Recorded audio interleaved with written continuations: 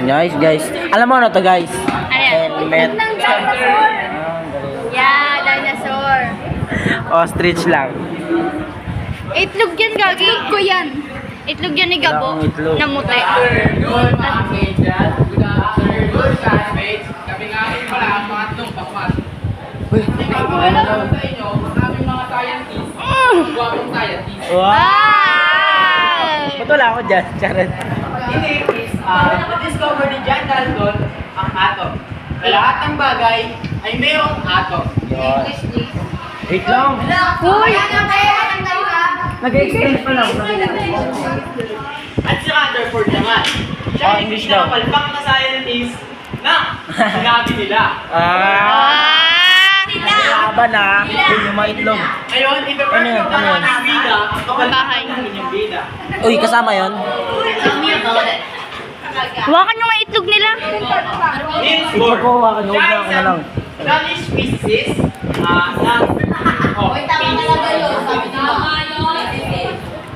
pinanganak no October 7, 1885 sa Copenhagen, Denmark. Wow, may nanisip talagang ano. November 8, Talagang kaya siya pinanganak. Anong oras nagbenta ang mga magulang niya. 77 years old. Di ganun, Gabo. Ba't gusto mo palagi English ha? Sinabi naman niya sa kanyang atom na lahat ng Okay lang may tayo. apat na shells. Okay? L, M, and N. Eh, Sa first ay may maximum na 2 electrons and sa second L is merong 8 electrons and Ano sa namin yan eh. third is 18 electrons Video and tayo, fourth guys. is 32 electrons. Sa kanyang atomic model, Sino siya? si Dad siya. i-explain ko sa inyo na kapag siya ay na Lakad naman ng lakad, papansin. First orbit ay Papansin. aakyat siya sa second orbit at mag-radiate siya at babalik siya sa kanyang form. The Bohr model described atom with central positively Si charged Brian nucleus Kushin, and bigay ko negatively ni itlog charged niya eh. electrons orbiting Oo, panis kayo, in fixed boy. distinct paths called energy. 898. Shells or levels similar to Wala akong pakal. planets orbiting the sun. Electrons can only exist in the this specific shell, not between them, and they absorb or emit energy, causing them to jump between energy levels, which explains atomic spectrum. Ang ating pangalawa naman na gwapong scientist ay si Arnold. Wow, Arnold. Si Si Arnold. German physicist. Ipinanganak siya noong December 5, 1868 sa Kaliningrad, Russia.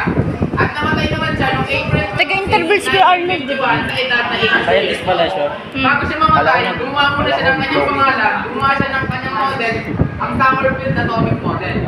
Wow. Summerfield Model or Bohr-Summerfield Model is an extension of Niels Bohr Atomic Model that incorporates electron orbit, relativity effect, and Kamag-anak sila? new quantum number principal and Hindi, ah. fundamental Boring ako lang tayo. The primary structure Kaya atomic sila Bohr, spectrum, di ba? the Bohr Hindi, ah. could not Ay, is model lang. proposed that electrons Summerfield. orbit in electrical path with the nucleus at The one Bohr bomb, model is called atom. The Summerfield model. introducing subcells with slightly different energies and ultimately laying the groundwork for modern quantum mechanics. Like ano? So, ang pinapalang dito ay ginawa niya, o nirefer niya rin ang kasama niya si Niels Bohr. Gumawa siya ng kanyang sariling atomic model Lolo, na may may kita circle. electrical orbit at circular orbit. Maliit na kayo. Mahirap explain. So, yun lang Diba? po at maraming salamat. Any question? Yes. Ay, lang may question. How Arnold Sommerfeld discovered that kind of atomic model and how they refer to an object? Oh. Katagalogin ko ba? Ang sabi niya, para doon na-discover ni ano, ni, sino yan? Ni Arnold.